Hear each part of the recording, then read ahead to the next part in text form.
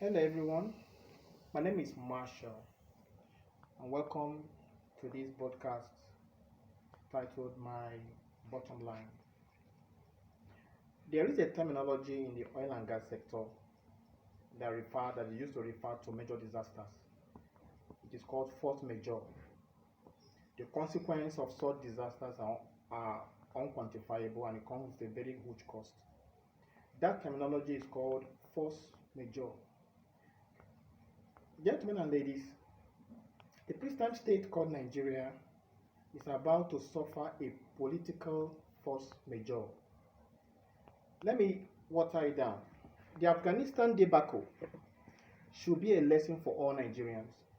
The symptoms of what led to the intervention or the takeover of the Afghanistan government by the Taliban are the same symptoms that are facing Nigeria today.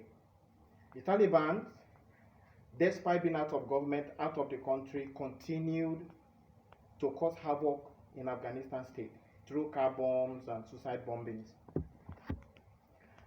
It has continued, and that has become the picture of Nigeria today also. In August 15th, 2021, the big one happened. The Taliban marched into the capital, Kabul, and took the presidential palace as the president fled for his dear life at Ghani. Now, two things are involved. 75,000 Taliban army they somehow called them a ragtag army. Ragtag means that we are not fully kitted, not properly trained, but 75,000 of them against a 30,000, 300,000 Afghan nationalist army, trained by the US, well equipped. So what happened to them? You know what happened? The Afghan army simply surrendered their sovereignty, pulled up their uniforms, dropped their guns, and opened the doors for the Taliban to come in. Now, it was said that more than 90% of the Afghan armies was made up of repentant Taliban right from 2001. Repentant Taliban. They were absorbed into the Afghanistan army, and they formed the bulwark of the Afghanistan Nationalist Army. Now let's bring it home to Nigeria. Tens of hundreds of repentant Boko Harams or bandits have been de-radicalized, as we are told by the government, and also they have been absorbed into the Nigerian army as we speak. The government has denied this, but the evidences have proved otherwise.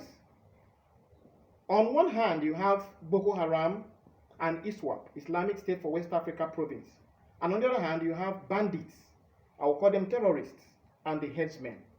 These four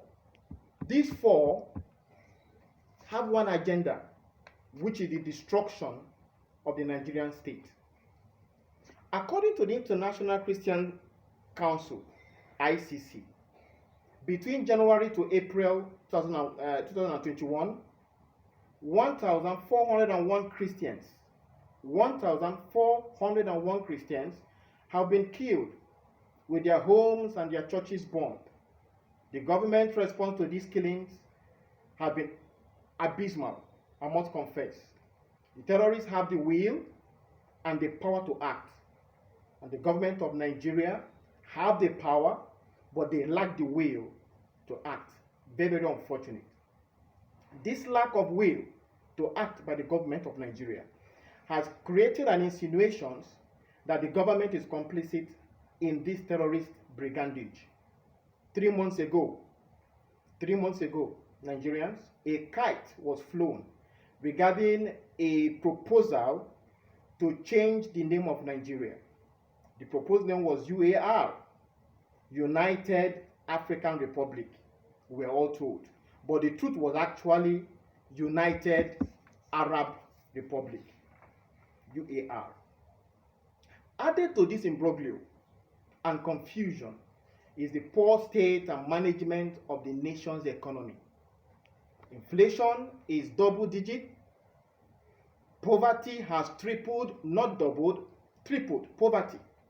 Unemployment is all-time high.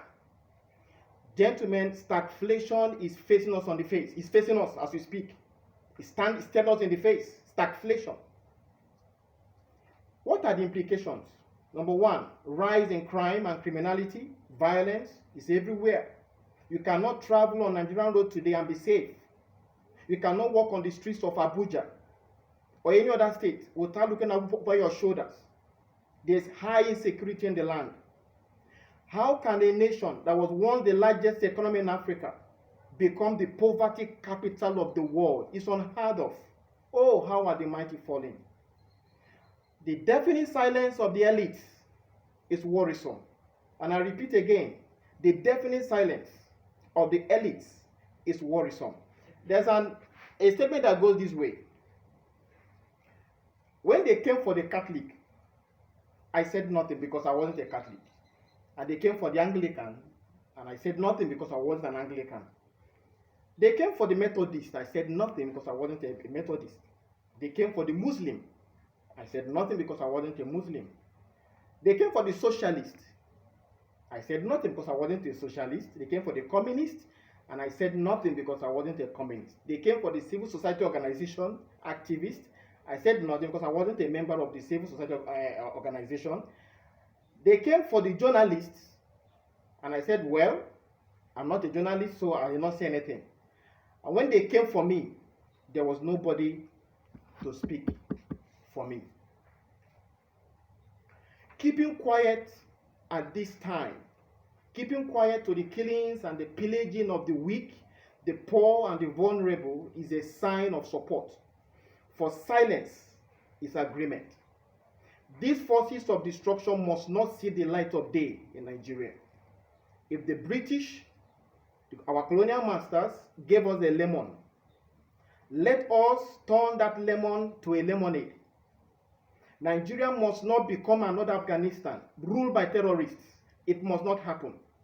If the government fails to do their bits, the people will rise and preserve the state. For the state belongs to the people and not the government. Be it Islamization or Fulanization, there is no place in the Nigeria for such. And I repeat, there is no place in this Nigeria of our dream. And I say it again, be it Islamization, be it Fulanization, there is no place in this new Nigeria of our dream for such to happen. Evil has never, and I repeat, evil has never and will never triumph over good. For the Holy Book says, the light shineth in the darkness, and the darkness cannot comprehend it. It also says, I will build my church, said the Lord, and the gates of hell shall not prevail. This is not about religion or ethnicity. It's about the preservation of the Nigerian state. Nigeria is all. Nigeria is and will remain a secular entity where all the rights and privileges of a Muslim and a Christian are guaranteed. For though tribe and tongue may differ, but in brotherhood we stand. United we stand. God save Nigeria. My name is Alpha J.Marshall, and this is my bottom line. Thank you.